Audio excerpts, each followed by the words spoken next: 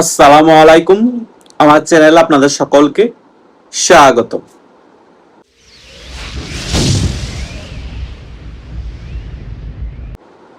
আজকে শুক্রবার রাষ্ট্রপতি শাহাবুদ্দিন চুপ্পু পদত্যাগ করবেন, এই বিষয়টা নিয়ে আমরা সকল ইউটিউবাররা অনেক আগে থেকেই আলোচনা করেছি এবং আল জাজিরার সাংবাদিক জুলকার নায়ের সায়ারও তার ফেসবুক পোস্টে এই বার্তাটি আরো 2 দিন আগে দিয়েছে। সেই বিষয়গুলো আমরা ইউটিউবাররা বিশ্লেষণ করেছি, কিন্তু এখন বর্তমানে সবচেয়ে গুরুত্বপূর্ণ বিষয় হচ্ছে এই রাষ্ট্রপতি শাহাবুদ্দিন চুপ্পুকে জোর করে কেন বিএনপি পদত্যাগ করালো। এখন বিভিন্ন সোশ্যাল মিডিয়াতে আলোচনা হচ্ছে রাষ্ট্রপতি শাহাবুদ্দিন চুপ্পু নাকি মে মাসে চিকিৎসার জন্য লন্ডনে গিয়েছিলেন, সেখানে গিয়ে শেখ হাসিনার সাথে যোগাযোগ করেছিলেন এবং শেখ হাসিনা ডিসেম্বরে যে বাংলাদেশে ফিরে আসবে সে সকল বিষয় নিয়ে নাকি রাষ্ট্রপতি শাহাবুদ্দিন চুপ্পু গুরুত্বপূর্ণ আলোচনা করেছিলেন। কিন্তু গত কিছুক্ষণ আগেও আমরা ইউটিউবের মধ্যে একটি ভয়েস রেকর্ড শুনেছি। রাষ্ট্রপতি শাহাবুদ্দিন চুপ্পুকে সাংবাদিকরা যখন শেখ হাসিনার সাথে কথোপকথনের বিষয়টি জিজ্ঞেস করেছে, তখন কিন্তু রাষ্ট্রপতি শাহাবুদ্দিন চুপ্পু সাংবাদিকদেরকে ক্লিয়ারলি বলেছে, আমি যদি শেখ হাসিনার সাথে কথা বলতেই চাইতাম বা কথা বলেই থাকি তাহলে তো আমি দেশে থেকে কথা বলতে পারতাম। শেখ হাসিনার সাথে কথা বলার জন্য আমার লন্ডনে কেন যেতে হবে? এই সকল বিষয় নিয়ে এখন জট পেকে গিয়েছে বাংলাদেশের মধ্যে এবং এই বিষয়গুলোর কারণে নাকি বিএনপি রাষ্ট্রপতি শাহাবুদ্দিন চুপ্পুকে জোর করে পদত্যাগ করিয়েছেন অসুস্থতার বিষয়গুলো সামনে এনে। এখন এটা কতটুকু সত্য নাকি রাষ্ট্রপতি শাহাবুদ্দিন চুপ্পু পদত্যাগ করবে, সেই কারণে এই সকল বিষয়গুলো সামনে নিয়ে আসা হচ্ছে। সকল কিছুই মনে হচ্ছে ধোঁয়াশা, কিন্তু আমার ব্যক্তিগত অভিমত, রাষ্ট্রপতি শাহাবুদ্দিন চুপ্পু শেখ হাসিনার সাথে যদি কথা নাও বলতেন, বিএনপি ডিসেম্বরের আগেই রাষ্ট্রপতি শাহাবুদ্দিন চুপ্পুকে যে কোনোভাবেও পদত্যাগ করিয়ে ফেলতো। কারণ বিএনপির মনে যখন শেখ হাসিনা বাংলাদেশে ডিসেম্বরে ফিরে আসবে বলেছে, তখন থেকেই ভয় কাজ করছে বাংলাদেশের মধ্যে এখন কোন কোন জায়গায় শেখ হাসিনার এখনো কোনো উইং ক্ষমতায় অবশিষ্ট আছে নাকি।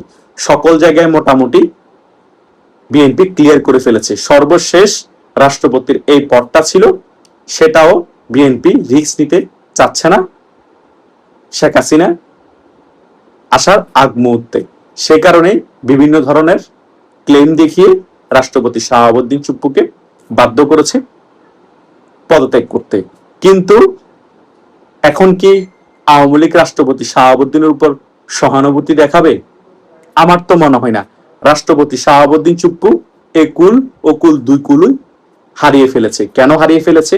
কারণ রাষ্ট্রপতি শাহাবুদ্দিন চুপ্পু আমু এবং মাহমুদের নির্বাচনের পরে যখন বিএনপি ক্ষমতায় এসেছে, তখন কিন্তু বিএনপির পক্ষ হয়ে আওয়ামী লীগের বিরুদ্ধে গিয়ে অনেক বিবৃতি দিয়েছে এবং তিনি ওই বিবৃতিতে রাষ্ট্রপতি জিয়াউর রহমান স্বাধীনতার ঘোষক, ওই সকল বিষয়গুলো তিনি কিন্তু ক্লিয়ারলি উল্লেখ করেছে।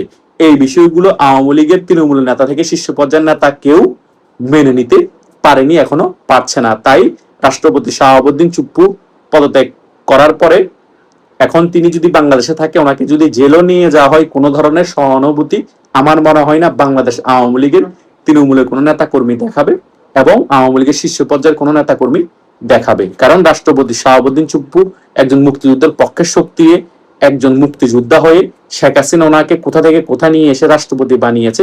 তিনি কিন্তু 5 আগস্ট পরবর্তী সময় কিছুই দেখাতে পারে নাই আওয়ামী লীগের হয়ে, বরং তিনি ক্ষমতায় থাকার জন্য, রাষ্ট্রপতি পদে বহাল থাকার জন্য আওয়ামী লীগের বিপক্ষে গিয়ে বিভিন্ন ধরনের বিবৃতি দিয়েছে। সে কারণে আমি বলছি, রাষ্ট্রপতি শাহাবুদ্দিন চুপ্পুকে নিয়ে বাংলাদেশ আওয়ামী লীগের নেতা কর্মীরা অনেক বেশি চিন্তা ভাবনা করে, অনেক আলোচনা তৈরি করে কোনো লাভ নাই।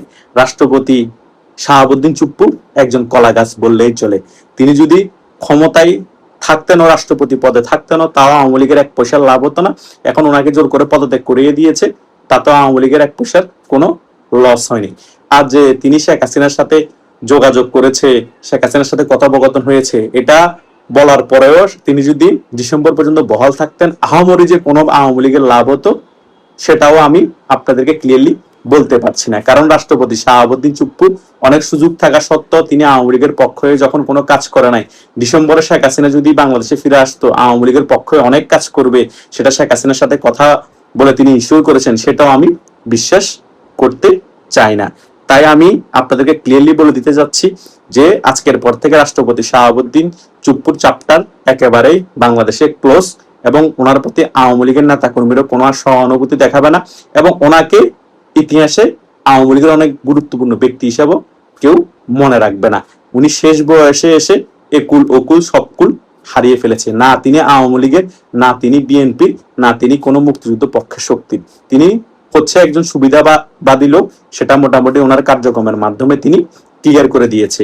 আমি ধরে নিলাম ওনাকে বন্দুক পিছনে রেখে ওনাকে অনেক বিবৃতি দেওয়ানো হয়েছে, তার মানে তিনি ডাইরেক্ট জিয়া রহমানকে স্বাধীনতার ঘোষক বানিয়ে দিবেন, তিনি ডাইরেক্ট আওয়ামী লীগের বিরুদ্ধে বক্তব্যগুলো বাধ্য হয়ে দিবেন। তখনও তো তিনি পদত্যাগ করতে পারতেন। তিনি কি ক্ষমতায় থাকতে পেরেছে?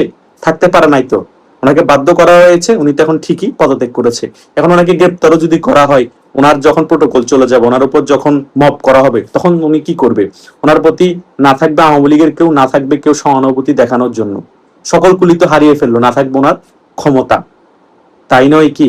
একটা জিনিস মাথায় রাখতে হবে, আমি সবসময় একটা কথা বলি, বাঘের মতো আপনি একদিন বাঁচেন, বিড়ালের মতো 12 দিন বেঁচে লাভ নেই। সেজন্য তো মনীষীরা একটা কথা বলেছেন, চোর মিশির যখন একটা চিহ্ন রেখে যান। আমরা যখন জন্মগ্রহণ করেছি এমন কিছু কাজ করব যে মরে যাওয়ার পরও আমার চিহ্ন থেকে যাবে, এবং মানুষ বলবে এটা বাঘের বেটা ছিল, এমন কিছু কাজ করে দেখিয়েছে, মানুষ সবসময় সেলুট জানাবে। কিন্তু এই মুক্তিযোদ্ধা রাষ্ট্রপতি শাহাবুদ্দিন চুপ্পু রাজনীতিবিদ ছিলেন না, ছিলেন আমলা, না ছিলেন কি? তিনি কি এমন চিহ্ন রেখে গিয়েছে যে জনগণ উনি মরে যাওয়ার পর সেলুট জানাবে? সেলুট তো জানাবেই না, বরং ওনাকে একজন সুবিধাবাদী লোক হিসেবে জনগণ স্মরণ করবে, থুতু দিবে। এটাই হচ্ছে বাস্তবতা। আমার এই কথাগুলো অনেকের হয়তোবা খারাপ লাগতে পারে, হয়তোবা অনেকে বলতে পারেন উনি মুক্তিযুদ্ধের পক্ষের শক্তি, উনি বঙ্গবন্ধুর সৈনিক, আপনি ওনাকে নিয়ে এই কথাগুলো কেন বলেছেন? ওনার এখন মন খারাপ, উনি পদত্যাগ করেছেন, ওনাকে চাপ প্রয়োগ করে এগুলো করানো হয়েছে। ভাই, আমি রিয়েলিটি তুলে ধরতেছি, আমি সুবিধা লোকের মতো, সুবিধাবাদীদের মতো আমি ভিডিওতে কথা বলতে পারবো না। আমি বাস্তব কথা তুলে ধরবো, হয়তো অনেকের খারাপ লাগবে, আর সত্য কথা হয়তো অনেকে মেনে নিলে তাদের অনেক ভালো লাগবে। এটাই হচ্ছে সত্য কথা। আমি বাস্তবতা নিরিখে কথা বলতে সবসময় পছন্দ করি। কারো খারাপ লাগলো, কার ভালো লাগলো, এটা আমার দেখার বিষয় না। আশা করছি এই ভিডিওর আলোচনা আমি যে সকল বিষয়গুলো আপনাদেরকে ক্লিয়ার করার চেষ্টা করেছি, যারা আমার এই ভিডিওটি প্রথম থেকে শেষ পর্যন্ত দেখেছেন তারা মোটামুটি সকল বিষয় ক্লিয়ারলি বুঝতে পেরেছেন। ধন্যবাদ সকলকে।